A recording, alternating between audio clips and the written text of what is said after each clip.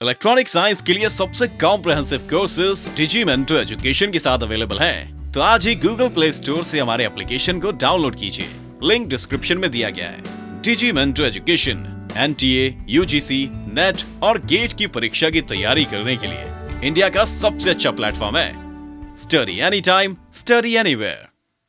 Hello students, in the last video we have completed theory of full wave rectifier, basically center tape full wave rectifier.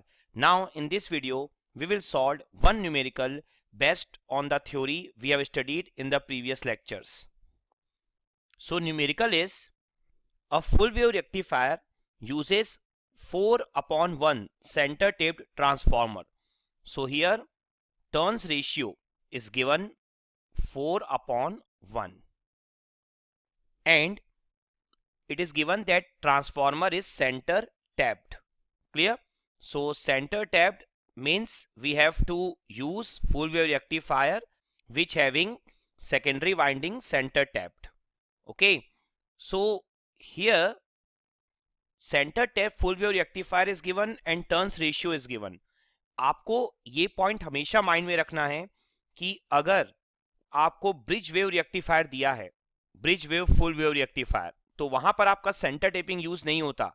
इसलिए exam point of view से आपको ये clearly mention होगा कि centre tap full wave rectifier है कि bridge full wave rectifier है। Now यहां पर आपको गिवन है diodes having internal resistance of 50 ओम। तो डायोड का इंटरनल रेजिस्टेंस आपको गिवन है 50 ओम। नाउ नेक्स्ट पॉइंट आपको यहां पर गिवन है लोड रेजिस्टेंस RL। RL यहां पर आपको गिवन है 750 ओम एंड आपको गिवन है प्राइमरी वोल्टेज इस 220 वोल्ट RMS। तो यहां पर आपको प्राइमरी वोल्टेज गिवन है, सो प्राइमरी वोल्टेज गिवन है 220 वोल्ट और RMS वैल्यू आपको गिवन है यहां पर, एंड फ्रीक्वेंसी आपको गिवन है 50 हर्ट्ज। ठीक है, एंड यहां पर आपको कैलकुलेशन के लिए क्या क्या बोला है, कैलकुलेट, बहुत सारे क्वेश्चन हमें यहां पर कैलकुलेट करने हैं। सो फर्स्ट है आपका DC and AC output current. So DC and AC output current. Now second question DC and AC output voltage. Now third question में आपको बोला है DC diode current and voltage. So DC diode current and voltage. And fourth question है हमारा, यहां पर आपको बोला है peak inverse voltage. And fifth question यहां पर आपको बोला है रेगुलेशन। सो रेगुलेशन फैक्टर हमें यहां पर कैलकुलेट करना है। एंड इसके अलावा सिक्स क्वेश्चन में आपको बोला है एफिशिएंसी, तो हमें यहां पर एफिशिएंसी भी कैलकुलेट करनी है। तो इतने सारे क्वेश्चन हमें यहां पर सॉल्व करने होंगे। सो यहां पर हम क्वेश्चन सॉल्व करना स्टार्ट करते हैं। तो अगर हम सॉल्यूशन पार्ट में जाएं तो आप देखिए यहां पर आपको सेकेंडरी वाइंडिंग जो गिवन है वो गिवन है सेंटर टैप्ड। तो सेंटर टैप्ड का मीनिंग क्या हो जाएगा आपका कि जो आपको प्राइमरी वोल्टेज गिवन है, प्राइमरी वोल्टेज आपको कितना गिवन है 220 वोल्ट, और आपको टर्न्स रेशियो गिवन है। टर्न्स रेशियो आपको कितना गिवन है, टर्न्स रेशियो आपको गिवन है 4/1। तो V primary upon V secondary is equal to 4/1। तो V प्राइमरी कितना गिवन है आपको 220 वोल्ट, तो V सेकेंडरी कितना हो जाएगा आपका 220 वोल्ट RMS डिवाइडेड बाय 4। तो V सेकेंडरी की वैल्यू आपकी आ जाएगी 55 वोल्ट RMS। तो यहां पर ये जो सेंटर टेपिंग है आपकी सेकेंडरी वाइंडिंग, इसका मीनिंग क्या है, देखिए न्यूमेरिकल में आपको इसकी मीनिंग समझनी होगी। ऑल्दो आप थ्योरी पढ़ चुके हैं, इसका मतलब ये है कि ये 55 वोल्ट RMS आपका ऊपर की तरफ भी होगा और सेम आपका नीचे की तरफ भी होगा। ठीक है, जो इक्वल हाफ्स हैं दोनों, जो सेकेंडरी वाइंडिंग आपकी सेंटर टैप्ड है तो दोनों इक्वल हाफ में 55 वोल्ट और 55 वोल्ट ही होगा। तो यहां पर सेकेंडरी वाइंडिंग का हमें वोल्टेज मिल गया। अब इसके बाद जो Vm होगा आपका, Vm का कैलकुलेशन हमें चाहिए क्योंकि आगे जाकर जो भी हमें वोल्टेजेस और करंट कैलकुलेट करने हैं उसके लिए Vm की नीड होगी आपको। तो Vm आप देखिए आपके पास Vrms है 55 वोल्ट, ठीक है। तो जो आपका RMS वैल्यू होता है वो क्या होता है, Vm अपॉन रूट 2। तो यहां पर अगर RMS value Vm upon root 2 होता है तो आपका Vm क्या हो जाएगा, RMS इंटू रूट 2। तो RMS वैल्यू जो आप लेंगे ना, जितने भी फॉर्मूले आपने डिराइव कर रखे हैं वो ध्यान रखना है आपको 55 वोल्ट ही लेना है, ठीक है ना। इसका हाफ कुछ नहीं करना है आपको, जो आपका V सेकेंडरी आया था 55 वोल्ट वही लेना है। वो ऊपर वाले हाफ में भी होगा, वो नीचे वाले हाफ में भी होगा। और जब आप RMS वैल्यू कंसीडर करेंगे कैलकुलेशन के टाइम पे तो आपको 55 वोल्ट ही लेना है, कोई कंफ्यूजन नहीं रखना है हमें। तो 55 इंटू रूट 2, तो यहां से हमें मिल जाएगा Vm। तो इसे अगर हम कैलकुलेट कर लें तो Vm हमारा अप्रोक्सीमेटली आता है 77.8 वोल्ट। तो ये हमने यहां पर Vm कैलकुलेट कर लिया। Vm के कैलकुलेशन के साथ ही साथ हम यहां पर Im भी कैलकुलेट कर सकते हैं, जो कि होता है Vm upon RF plus RL। और क्वेश्चन में आपको RF भी गिवन है और RL भी गिवन है। तो आप देख सकते हैं RF कितना गिवन है, RF गिवन है 50 ओम, RL गिवन है 750 ओम। तो यहां पर Vm हमारा कितना निकल कर आया है 77.8 और 50 प्लस 750, तो ये आपका 800 हो जाएगा। तो यहां पर जो कैलकुलेट होके आपका आंसर आ रहा है वो है 97.25 मिली एम्पियर, ठीक है। एक्चुअल में ये आपका पॉइंट में आंसर आएगा, इसे मैंने यहां पर मिली एम्पियर में रिप्रेजेंट कर दिया है, ठीक है। तो Im हमें मिल गया और हमें Vm मिल गया। अब जो हमने सारे के सारे फॉर्मूले डिराइव किए हैं हम उन्हीं फॉर्मूलेस का ही यूज करने वाले हैं। तो आप देखिए पहला क्वेश्चन क्या बोला है, पहला क्वेश्चन बोला है DC and AC output current. तो यहां पर देखिए जो फर्स्ट क्वेश्चन है डीसी आउटपुट करंट मतलब IDC, इसका फॉर्मूला है हमारे पास, ये होता है 2Im अपॉन पाई। तो ये जो 2Im अपॉन पाई है, तो देखिए Im की वैल्यू अब हमारे पास है, तो 2 अपॉन पाई इंटू 97.25, ये आपका आता है अप्रोक्सीमेटली 61.9 मिली एम्पियर। तो यहां पर IDC आपका कैलकुलेट हो गया। नाउ AC आउटपुट करंट, देखिए यहां पर AC आउटपुट करंट में कंफ्यूज बिल्कुल नहीं होना है। देखिए हमने जो आउटपुट करंट का जो AC वाला पोर्शन निकाला था तो वहां पर हमने दो कैलकुलेशन सीखे थे, एक होता था IRMS और एक होता था I-RMS। IRMS का मतलब होता था RMS value of output current, जिसमें आपका AC भी होता था और DC भी होता था। लेकिन यहां पर आपको AC आउटपुट करंट बोला है तो आपको सिर्फ और सिर्फ I-RMS ही निकालना है, और AC के लिए बाय डिफॉल्ट हमें RMS वैल्यू ही शो करनी होती है। तो AC output current that means RMS value of AC output current, तो ये कितना हो जाएगा I-RMS। तो I-RMS का फॉर्मूला हम लोगों ने स्टडी कर रखा है, ये क्या होता था आपका रिपल फैक्टर इनटू IDC। हम लोगों ने रिपल फैक्टर का फॉर्मूला स्टडी किया है I-RMS अपॉन IDC, और रिपल फैक्टर की जो वैल्यू हमारी निकल कर आई थी in case of full wave rectifier वो आई थी अप्रोक्सीमेटली 0.48, और IDC कितनी आई है आपकी 61.9। तो इसे अगर आप कैलकुलेट कर लें अब तो ये अप्रोक्सीमेटली आता है आपका 29.88 मिली एम्पियर। क्लियर। सो इस तरीके से आप I-RMS जो कि होगा आपका AC output current, RMS value of AC output current calculate कर सकते हैं। नाउ सेकंड क्वेश्चन जो है आपका, जिस तरीके से अभी हमने करंट की वैल्यू कैलकुलेट की है अब हमें सेम वोल्टेज की वैल्यू भी कैलकुलेट करनी होगी। तो आप देखिए VDC means DC output voltage, ये क्या हो जाएगा आपका IDC इंटू RL। देखिए अगर आपने करंट कैलकुलेट कर लिया है तो आपको पता है कि लोड रेजिस्टेंस के अक्रॉस ही आपको आउटपुट वोल्टेज लेना है, तो सिंपली IDC इंटू RL कर दीजिए, आपको VDC मिल जाएगा।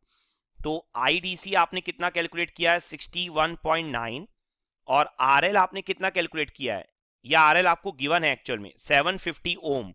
तो देखिए यहां पर चूंकि 61.9 मिली में है तो RL को आप किलो ओम में लिख दीजिए, कैंसिल हो जाएगी यूनिट, तो 0.750।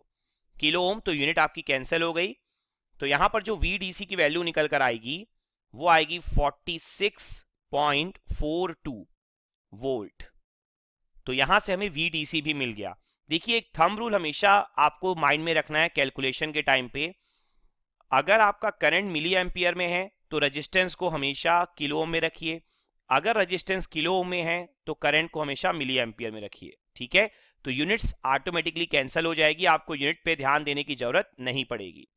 नाउ VDC कैलकुलेशन के बाद अब हमें कैलकुलेट करना है V-RMS। जिस तरीके से हमने I-RMS कैलकुलेट किया, AC output current, basically RMS value of AC output current, same अब हमें कैलकुलेट करना है RMS value of AC output voltage.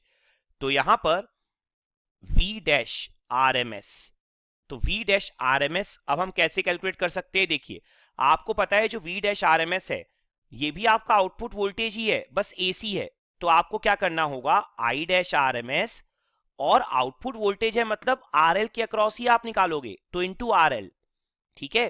तो रेजिस्टेंस की वैल्यू आपकी सेम रहेगी, उस पर कोई चेंजेस नहीं आएंगे आपके। तो यहां पर देखिए I-RMS की वैल्यू क्या आई है, 29.88, ठीक है। तो 29.88 मिली, तो RL को लिख दीजिए किलो में 0.750। तो जो आपका आंसर है V-RMS का वो अप्रोक्सीमेटली आता है 22.42 वोल्ट्स। तो यहां पर हमने सेकेंड क्वेश्चन भी सॉल्व कर लिया VDC और V-RMS का। नाउ थर्ड प्रॉब्लम क्या है, अब आप ध्यान से देखिए। थर्ड प्रॉब्लम है हमारी DC diode current and voltage.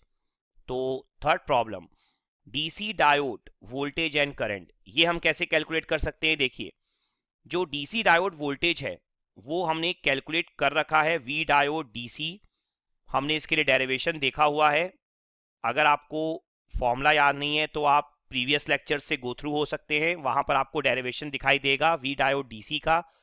तो V diode DC -2Vm upon pi, तो यहां पर -2 अपॉन पाई और Vm की वैल्यू देखिए हमने क्या कैलकुलेट कर रखी है यहाँ पर 77.8।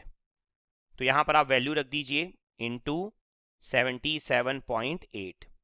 तो V डायोड DC जो कैलकुलेट होके आ रहा है वो अप्रोक्सीमेटली है -49.5 वोल्ट। तो यहां से हमें V डायोड DC भी मिल गया। नाउ V डायोड DC के बाद I डायोड DC, देखिए जो I डायोड DC अब हम कैलकुलेट करने वाले हैं, इसमें बहुत लोग कंफ्यूज हो जाते हैं, तो इसे ध्यान से देखिएगा। ऑल्दो फॉर्मूले में कोई प्रॉब्लम नहीं है, मींस फॉर्मूला बहुत इजी है, लेकिन कंफ्यूजन होता है। देखिए होता क्या है, I डायोड DC जैसा हमने हाफ वेव रेक्टिफायर में भी पढ़ा था, IM अपॉन पाई, जो DC आउटपुट करंट होता है वही आपका I डायोड DC होता है। लेकिन यहां पर जो DC आउटपुट करंट है वो 2IM अपॉन पाई है। तो क्या 2IM upon pi I diode DC होगा? नहीं, I डायोड DC मतलब हर एक डायोड से जो DC करंट फ्लो होगा वो होगा IM upon pi, IM upon pi. तो दोनों डायोड से IM अपॉन पाई और IM अपॉन पाई मिलाकर बनता है 2IM अपॉन पाई। तो आपको ध्यान रखना है, यहां पर जो आपसे पूछता है V डायोड DC या I डायोड DC, ठीक है, ये सारा इंडिविजुअल डायोड के लिए पूछ रहा है, ठीक है। तो आपको ध्यान देना होगा, यहाँ पर दो डायोड हैं, क्लियर। देखिए जो V डायोड DC आपने जो डेरिवेशन किया था वो D1 डायोड D1 के लिए ही कैलकुलेट किया था, -2Vm अपॉन पाई आया था। लेकिन जो I डायोड DC है वो आपका दोनों डायोड का मिला के है 2IM अपॉन पाई। इसमें आपको बिल्कुल कंफ्यूज नहीं होना है। तो सिंगल डायोड का आप क्या लिखेंगे, यहाँ पर आप लिखेंगे IM अपॉन पाई, क्लियर अच्छे से। नाउ अब आप देखिए IM की वैल्यू क्या है। IM की वैल्यू हमारे पास है 97.25 मिली एम्पियर। तो यहां पर आप IM की वैल्यू पुट कर दीजिए 97.25 डिवाइडेड बाय पाई। तो इसे अगर आप थोड़ा सा कैलकुलेट कर लें कैलकुलेटर से तो ये अप्रोक्सीमेटली आता है आपका 30.96 मिली एम्पियर। सो इस तरीके से आपको I डायोड DC भी मिल जाएगा। Now next problem, problem number 4। तो अगर आप प्रॉब्लम नंबर 4 को देखें तो यहां पर आपसे क्या पूछा हुआ है, यहां पर आपसे पूछा है पीक इनवर्स वोल्टेज। तो यहां पर ये तो डायरेक्ट फॉर्मूला है हमारे पास, फुल वेव रेक्टिफायर में पीक इनवर्स वोल्टेज होता है 2Vm। Basically centre tap full wave rectifier में, क्योंकि ब्रिज वेव में फॉर्मुलेस अलग हो सकते हैं, आपको ध्यान रखना होगा। बेसिकली फुल वेव रेक्टिफायर आपके 2 टाइप्स के होते हैं, ब्रिज वेव और सेंटर टैप्ड। तो 2 VM, तो VM की जो वैल्यू है हमारी वो कितनी निकली थी आपकी 77.8, तो 2 इंटू 77.8, क्लियर। सो ये आ जाएगा 155.6 volts. Now next question, question number 5। तो क्वेश्चन नंबर 5 में आपसे पूछा हुआ है रेगुलेशन फैक्टर।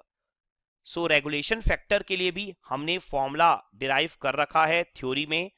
तो ये जो रेगुलेशन फैक्टर है इसका फॉर्मूला हमने क्या डिराइव कर रखा है, इसका फॉर्मूला हमने कैलकुलेट किया था RSW/2 plus RF divided by RL, ठीक है।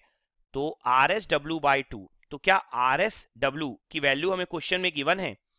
तो अगर आप ध्यान से देखेंगे यहां पर, तो क्वेश्चन में आपको सेकेंडरी वाइंडिंग का रेजिस्टेंस नहीं गिवन है, और हमें पता है कि आइडियल केस में चाहे डायोड हो चाहे सेकेंडरी वाइंडिंग हो, सबका जो रेजिस्टेंस होता है वो 0 होता है, ठीक है ना। तो मैंने आपको थ्योरी में सारी चीजें पढ़ाई हुई हैं। तो अगर आपको यहाँ पर सेकेंडरी वाइंडिंग का रेजिस्टेंस नहीं गिवन है तो आप बाय डिफॉल्ट क्या लेके चलेंगे, 0। और RF यहाँ पर आपको गिवन है 50 ओम, तो RF को आप इंक्लूड कर लीजिए। तो 0/2 प्लस 50 और RL कितना गिवन है 750। तो यहां पर जो हमारा आंसर आता है वो आता है 0.0667, क्लियर। सो अगर आप इसे परसेंटेज भी लिखना चाहते हैं तो ये हो जाएगा 6.67%। तो ये हमारा आ गया यहां पर regulation factor. Now last problem जो आपको पूछी है वो है एफिशिएंसी, प्रॉब्लम नंबर 6।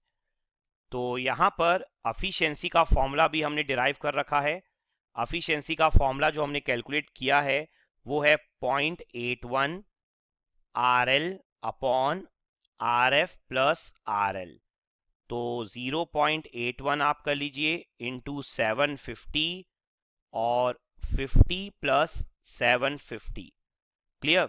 सो यहां पर अगर आप कैलकुलेट कर लें इसे तो 50 प्लस 750 आपका कितना हो जाएगा 800। सो 0.81 इंटू 750 डिवाइडेड बाय 800, तो ये आपका अप्रोक्सीमेटली आता है 0.7593, ठीक है। इसे अगर आप परसेंट में लिखना चाहते हैं तो ये हो जाएगा 75.93%। तो आइडियल केस पे जैसा हमने स्टडी किया था थ्योरी में, वहां पर अगर RF की वैल्यू 0 होती है तो हमें एफिशिएंसी मिली थी 81%, जो कि मैक्सिमम एफिशिएंसी थी। आप देख सकते हैं RF की वैल्यू जस्ट 50 ओम रखने पर भी एफिशिएंसी 5 to 6% डिक्रीज हो गई मैक्सिमम एफिशिएंसी से। तो जो RF है नॉन आइडियलिटी है, उसके कारण आपकी एफिशिएंसी हमेशा डिक्रीज होगी। यह आपने यहाँ पर न्यूमेरिकल में भी देख लिया है। सो यहाँ पर आपका न्यूमेरिकल कंप्लीट होता है। आई होप ये न्यूमेरिकल आपको समझ में आ गया होगा, और न्यूमेरिकल के थ्रू जो हमने थ्योरी पढ़ी, जो हमने फॉर्मूले पढ़े, उसका यूज भी आपने यहाँ पर देख लिया है। सो अगर आपको इस न्यूमेरिकल में कोई भी डाउट हो या फुल वेव रेक्टिफायर की थ्योरी में कहीं भी कोई भी डाउट हो तो आप कमेंट सेक्शन में पोस्ट कर सकते हैं या आप हमें मेल कर सकते हैं। Thank you. नेक्स्ट वीडियो में हम स्टडी करेंगे ब्रिज वेव रेक्टिफायर।